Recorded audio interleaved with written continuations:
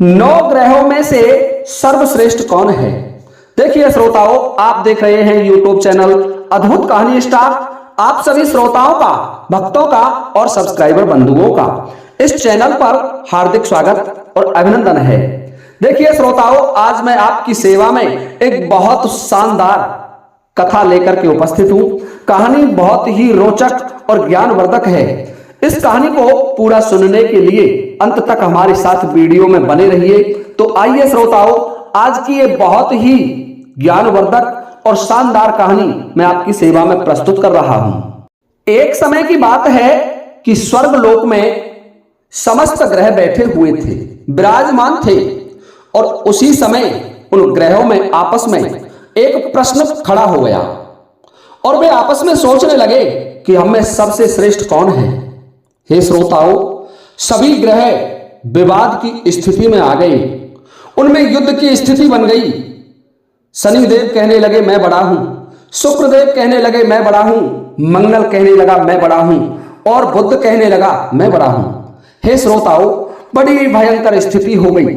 पृथ्वी कहने लगी मैं सबसे बड़ी हूं, क्योंकि मैं ही सभी मृत्युलोक के प्राणियों का पालन करती हूं। जब ये भयंकर स्थिति बन गई तो सभी ग्रहों ने विचार किया कि ऐसा करते हैं, इसका निर्णय देवराज इंद्र से कराते हैं कि हम सभी में कौन बड़ा है। हे श्रोताओं, इसका निर्णय कराने के लिए सभी ग्रह देवराज इंद्र के दरबार में आ पहुंचे और देवराज इंद्र से बोले कि हे देवराज, आपको निर्णय करना होगा कि हम में सबसे बड़ा कौन है, हम में सर्वश्रेष्ठ कौन है। देखिए श्रोताओं, देवताओं का, नौ ग्रहों का यह प्रश्न जब देवराज इंद्र ने सुना तो देवराज इंद्र मन में घबरा गए, उलझन में पड़ गए। देवराज इंद्र मन में सोचने लगे कि इन ग्रहों में से कौन सा बड़ा है, इसका निर्णय मैं कैसे कर सकता हूं, क्योंकि ये ग्रह तो एक से एक पराक्रमी और एक से एक गुणवान और समस्त विद्याओं का ज्ञाता है। मैं इस प्रश्न का उत्तर देने में असमर्थ हूं। देवराज इंद्र कहने लगे कि हे ग्रह देवो, मैं इस प्रश्न का उत्तर नहीं दे सकता। हम सभी पृथ्वी लोक में उज्जैनी नगरी में एक महाराजा राज्य किया करते हैं और उनका नाम है राजा विक्रमादित्य। हम राजा विक्रम के पास चलते हैं। हे श्रोताओं, देवराज इंद्र सहित सभी ग्रह उज्जैनी नगरी में पहुंच जाते हैं। महल में पहुंचकर के जब देवताओं ने उनसे अपना प्रश्न पूछा तो राजा विक्रमादित्य भी कुछ देर के लिए परेशान हो उठे, क्योंकि सभी देवता अपनी अपनी शक्तियों के कारण महान थे। किसी को भी छोटा या बड़ा कह देने से उनके क्रोध के प्रकोप से भयंकर हानि हो सकती थी। देखिए श्रोताओं, अब तो महाराज विक्रम मन में सोचने लगे कि मैं इनका फैसला कैसे करूं, परंतु परम प्रतापी नरेश, महाविद्वान और समस्त विद्याओं के ज्ञाता थे राजा विक्रमादित्य। भूतो न भविष्यति, ऐसा राजा पृथ्वी पर हुआ और ना होगा। अचानक राजा विक्रमादित्य को एक उपाय सूझा और उन्होंने मन में विचार किया कि मैं इनके बैठने के लिए कल मेरे दरबार का आयोजन करूंगा और उस दरबार में मैं धातुओं के सिंहासन बनवाऊंगा और उन्हें उनके क्रम में रख दूंगा। तो उन्होंने स्वर्ण, रजत, कांसा, तांबा, सीसा, रांगा, जस्ता, अभ्रक और लोहे के 9 आसन बनवा दिए। धातुओं के गुणों के अनुसार सभी आसनों को एक दूसरे के पीछे रखवाकर उन्होंने देवताओं को अपने अपने आसन पर विराजमान होने के लिए कहा। हे श्रोताओं, जब सभी देवी देवता उन आसनों पर बैठ गए, विराजमान हो गए, तो राजा विक्रमादित्य कहने लगे कि हे ग्रह देवताओं, आप ये बताइए कि आपका मेरे दरबार में कैसे आना हुआ, आप क्या पूछना चाहते हैं। तो सभी ग्रह कहने लगे कि राजन, आप हमारा फैसला कीजिए कि हम में से कौन बड़ा है और कौन छोटा है, हम में सर्वश्रेष्ठ कौन सा है। देखिए श्रोताओं, राजा विक्रम कहने लगे कि हे देवताओं, आपका निर्णय तो स्वयं हो गया। जो सबसे पहले सिंहासन पर विराजमान है वही सबसे बड़ा है। देखिए श्रोताओं, राजा विक्रमादित्य के निर्णय को सुनकर के और सभी देवता तो प्रसन्न हो गए, परंतु सबसे पीछे विराजमान शनिदेव, क्योंकि शनिदेव का आसन लोहे का होता है और शनिदेव सबसे पीछे लोहे के आसन पर बैठे हुए थे। तो शनिदेव क्रोधित हो उठे। शनिदेव मन में विचार करने लगे कि राजा विक्रमादित्य, तुमने मुझे सबसे पीछे बैठा करके मेरा अपमान किया है। तुम मेरी शक्तियों को नहीं जानते, तुम मेरी शक्तियों से परिचित नहीं है, मैं तुम्हारा सर्वनाश कर दूंगा। शनि ने कहा, सूर्य एक राशि पर 1 महीने, चंद्रमा 2.25 दिन, मंगल 1.5 महीने, बुध और शुक्र 1 महीने, बृहस्पति 13 महीने तक रहते हैं, लेकिन मैं किसी राशि पर 7.5 वर्ष तक रहता हूं। बड़े बड़े देवताओं को मैंने अपने प्रकोप से पीड़ित कर दिया है, जबकि तुम कौन होते हो राजन? राम को 7.5 के कारण ही वन में जाकर के रहना पड़ा, और जब रावण को 7.5 का समय आया रावण का, तो तुम जानते हो कि भगवान श्री राम के हाथों युद्ध में मृत्यु को प्राप्त हो गए। वो मेरा ही प्रभाव था। राजा, अब तू भी मेरे प्रकोप से नहीं बच सकता, मैं तुझे इसके लिए दंडित करूंगा। इसके बाद अन्य ग्रहों के देवता तो प्रसन्नता के साथ चले गए, परंतु शनिदेव बड़े क्रोध के साथ राजा के वहां से विदा हुए। राजा विक्रमादित्य पहले की तरह ही न्याय करते रहे। उनके राज्य में सभी स्त्री पुरुष बहुत आनंद से जीवन यापन कर रहे थे। कुछ दिन ऐसे ही बीत गए। उधर शनि देवता अपने अपमान का बदला लेने की ताक में रहते थे कि कब मेरा मौका लगे और कब मैं राजा विक्रमादित्य से मेरे अपमान का बदला लूं। हे श्रोताओ, एक दिन की बात है कि शनिदेव ने राजा विक्रमादित्य से बदला लेने के लिए एक सौदागर का रूप धारण किया, एक व्यापारी का वेश बनाया और बहुत से घोड़ों को लेकर के उज्जैनी नगरी में जा पहुंचे और राजा के महल के सामने आवाज लगाई, घोड़े ले लीजिए घोड़े। देखिए श्रोताओं, राजा विक्रमादित्य ने जब शनिदेव की आवाज सुनी तो अपने अश्वपाल से कहने लगे कि इस व्यापारी के पास बहुत अच्छे घोड़े हैं, चलिए इनमें से कुछ अश्व खरीद करके लाते हैं। घोड़े बहुत ही कीमती थे। अश्वपाल ने जब वापस लौटकर इस संबंध में राजा को बताया तो राजा विक्रमादित्य ने स्वयं आकर उन घोड़ों को देखने का विचार किया और उनमें से एक सुंदर व शक्तिशाली घोड़े को पसंद कर लिया। घोड़े की चाल देखने के लिए राजा विक्रमादित्य उस सौदागर से कहने लगे कि मैं इस घोड़े पर सवारी करके देखता हूं। तो सौदागर कहने लगा, यही तो शनिदेव चाह रहे थे कि ठीक है राजन, आप इस घोड़े को चला करके देख सकते हैं, आप इस घोड़े को दौड़ा करके देख सकते हैं। घोड़े की चाल देखने के लिए राजा विक्रमादित्य उस घोड़े पर सवार हो गए। तो श्रोताओं, घोड़ा तो बिजली की गति से, वायु के वेग से दौड़ने लगा। तेजी से दौड़ता घोड़ा राजा को बहुत कम समय में एक सघन वन में ले गया और फिर वहां वह राजा को गिरा देता है। उस घोड़े ने राजा को गिरा दिया और घोड़ा कहीं गायब हो गया। राजा अपने नगर को लौटने के लिए जंगल में भटकने लगा, लेकिन उन्हें लौटने का कोई रास्ता नहीं मिला। राजा मन में विचार करने लगे कि अब क्या करूं, इस वन में मैं भटक गया। और राजा को भूख प्यास बहुत जोर से सताने लगी। बहुत घूमने पर राजा को एक चरवाहा दिखाई दिया। राजा ने उस चरवाहे से पानी मांगा। पानी पीकर राजा ने उस चरवाहे को अपनी सोने की अंगूठी दे दी। फिर उससे रास्ता पूछकर वह जंगल से निकलकर पास के नगर में पहुंचा। राजा ने एक सेठ की दुकान पर बैठकर कुछ देर आराम किया। उस सेठ ने राजा से बातचीत की तो राजा ने उसे बताया कि मैं उज्जैनी नगरी से आया हूं। राजा के कुछ देर दुकान पर बैठने से सेठ जी की बहुत बड़ी बिक्री हुई। सेठ ने मन में विचार किया कि यह व्यक्ति बहुत बड़ा भाग्यवान है और खुश होकर उसे अपने घर भोजन के लिए ले गया। सेठ के घर में सोने का हार एक खूंटी पर लटका हुआ था और राजा को वह सेठ उस कमरे में छोड़कर कुछ देर के लिए बाहर चला गया। तभी एक आश्चर्यजनक घटना घटित होती है। उस सेठ का एक सोने का हार उस खूंटी पर लटका हुआ था और शनिदेव का प्रकोप राजा पर चल रहा था। तो शनिदेव उस खूंटी में प्रवेश कर गए और राजा विक्रम के देखते देखते उस हार को निगल गए। राजा विक्रम देखने लगे कि ये खूंटी तो हार को निगल रही है, परंतु देखिए श्रोताओ, जब सेठ वापस लौटा और कमरे में लौट करके आया तो अपने हार को गायब देखा।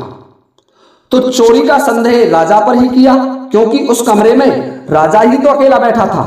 सेठ ने अपने नौकरों से कहा कि इस परदेसी को रस्सियों से बांध करके नगर के राजा के पास ले चलो।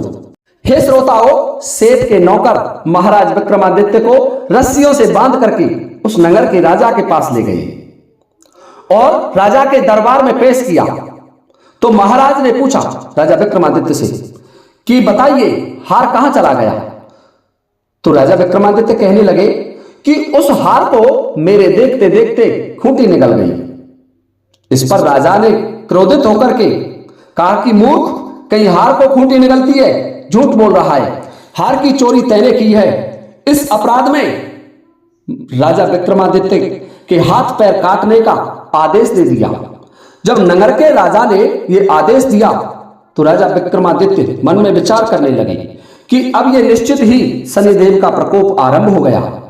हे श्रोताओं, राजा विक्रमादित्य के हाथ पैर काट करके एक सड़क पर डाल दिया गया।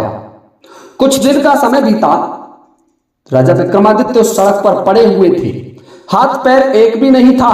तो वहां से राजा विक्रमादित्य को दया करके एक तेली उठा करके अपने घर ले आया और उस तेली ने राजा विक्रमादित्य के जो घाव थे, हाथ पैरों के कटे हुए के निशान थे, उन पर तेल लगाना आरंभ कर दिया। और जब उसके वो घाव सही हो गए तो राजा विक्रमादित्य को अपने कोलू पर बैठा दिया। राजा आवाज देकर बैलों को हाँकता रहा। इस तरह तेली का बैल चलता रहा और राजा को भोजन मिलता रहा, क्योंकि राजा विक्रम तेली के बैलों को बैठे बैठे कोलू पर बैठे रहते थे और चलाते रहते थे। हे श्रोताओं, शनि के प्रकोप की 7.5 पूरी होने पर वर्षा ऋतु आरंभ हो गई। शनिदेव का तब तक जो प्रभाव था, 7.5 वर्ष का प्रभाव था, वो समाप्त हो गया और वर्षा ऋतु आरंभ हो गई। एक दिन की बात है कि राजा विक्रमादित्य एक रात को मेघ मल्हार गा रहा था। श्रोताओं, ये भी एक कला होती है मेघ मल्हार गाने की।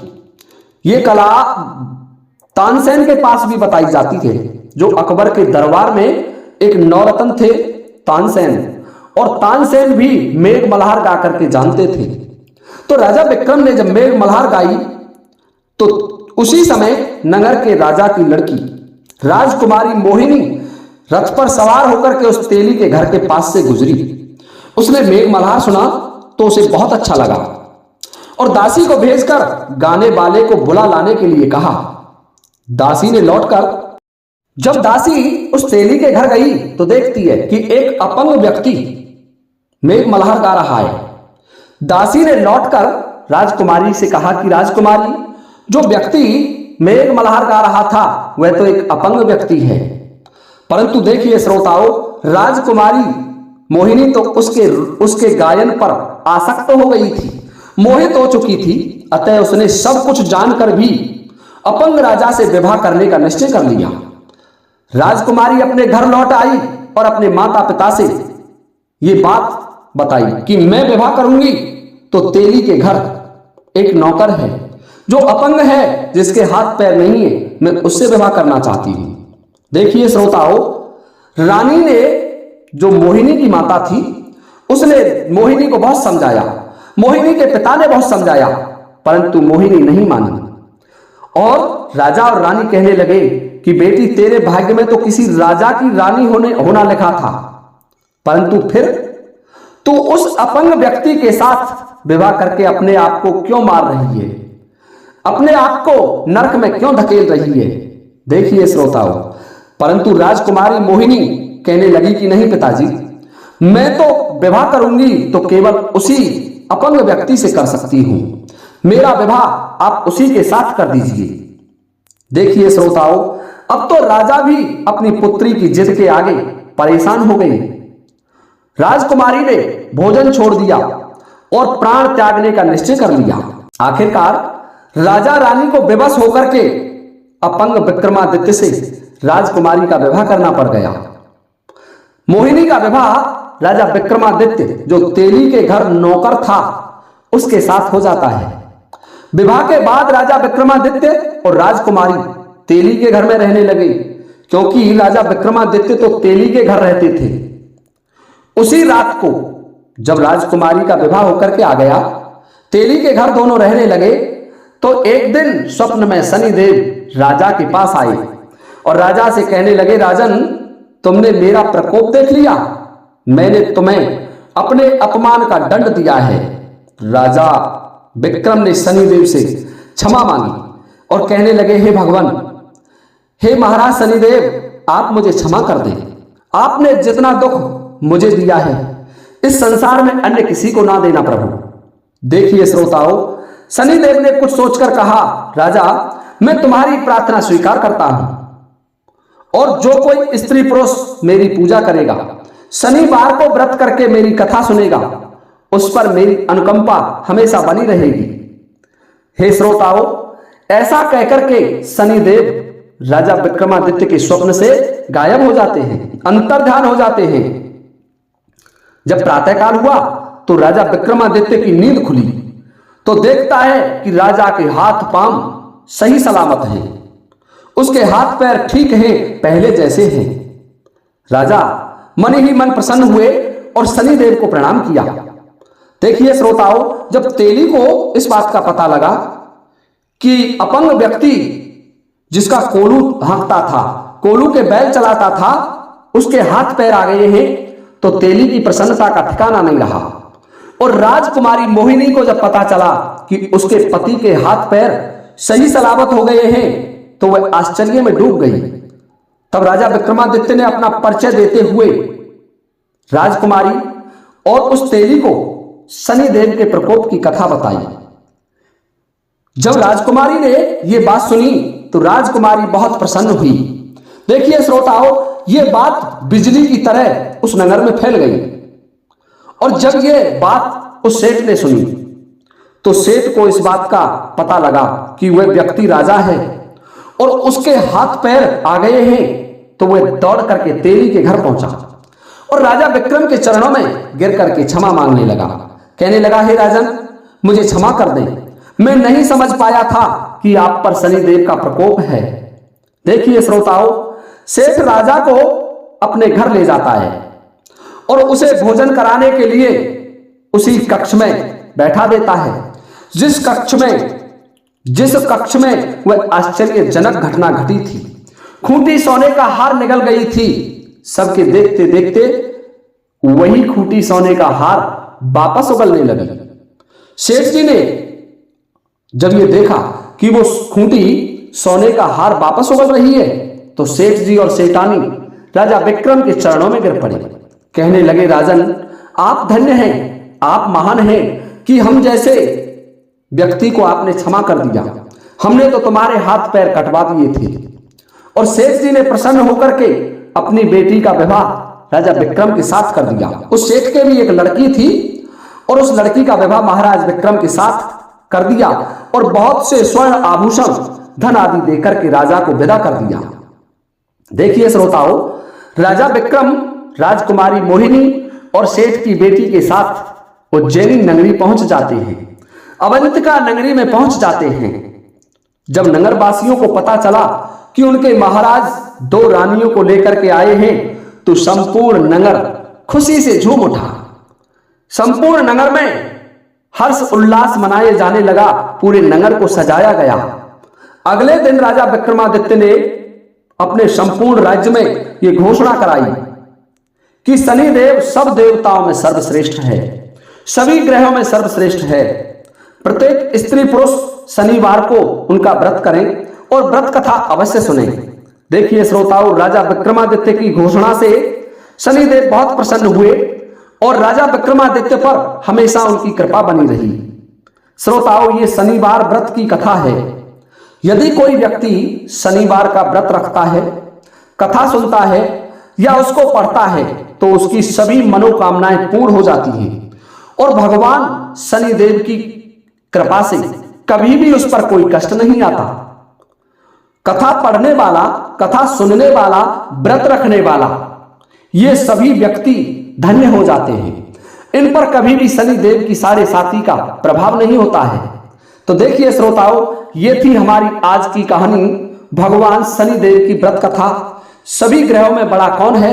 तो भगवान शनिदेव को राजा विक्रम ने सभी ग्रहों में बड़ा बताया।